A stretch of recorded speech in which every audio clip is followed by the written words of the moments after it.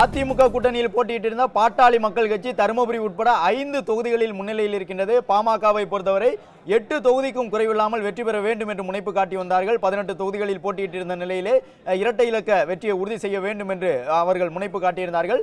அந்த அடிப்படையில் தருமபுரி உட்பட 5 தொகுதிகளில் மட்டும் தற்பொழுது பாமக முன்னிலையில் இருக்கின்றது. ஏனென்றால் பாமகவை பொறுத்தவரை தங்களுடைய அங்கீகாரத்தை உறுதி செய்து கொள்வதற்கு இந்த தேர்தலிலே 8 தொகுதிகளில் வெற்றி அவசியப்பட்டது.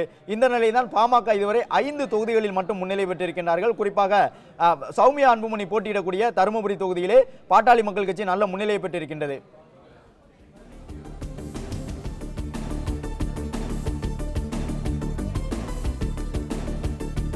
அதிமுக கூட்டணியில் போட்டியிட்டிருந்த பாரதிய ஜனதா கட்சி 4 தொகுதிகளில் முன்னிலை பெற தொடங்கி இருக்கின்றார்கள் என்பதை பார்த்து கொண்டிருக்கின்றோம்.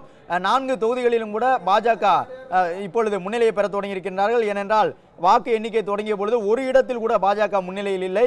இரட்டை என்ஜின் சர்க்கார் என்பதை முன்னிறுத்தி இந்த சட்டப்பேரவை தேர்தலை சந்தித்திருந்த பாஜகவிற்கு இது ஒரு பெருத்த பின்னடைவாக இருக்குமோ என்று பார்க்கப்பட்ட நிலையிலே ஏற்கனவே 4 உறுப்பினர்களை பெற்றிருந்த பாஜக 4 தொகுதியில் முன்னிலை பெற்றுள்ளது.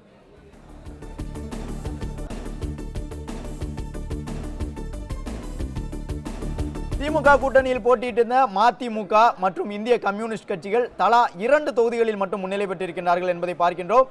மதிமுகவை பொறுத்தவரை திமுக சின்னத்திலேயே போட்டியிட்டிருந்தார்கள். அப்படி இருந்தும் 2 தொகுதிகளில் மட்டும் முன்னிலை பெற்றிருக்கிறார்கள். இந்திய கம்யூனிஸ்ட் கட்சியும் திமுக கூட்டணியிலே 2 இடங்களில் முன்னிலை பெற்றுள்ளது. திமுக கூட்டணியில் போட்டியிட்டிருந்த மார்க்சிஸ்ட் கம்யூனிஸ்ட் கட்சி 3 தொகுதிகளில் முன்னிலை பெற்றிருக்கின்றது. சிபிஎம்ஐ பொறுத்தவரை இந்த தேர்தலிலும் திமுக கூட்டணியில் இடம்பெற்றிருந்தார்கள். சற்று கூடுதலான தொகுதிகள் கிடைக்க வேண்டும் என்று கடைசி வரை மல்லுக்கட்டி இருந்த கட்சிகளில் ஒன்றாக திமுக கூட்டணியிலே சிபிஎம் இருந்தது. சிபிஎம் தற்பொழுது திமுக கூட்டணியிலே 3 இடங்களில் முன்னிலை பெற்றிருக்கக்கூடிய ஒரு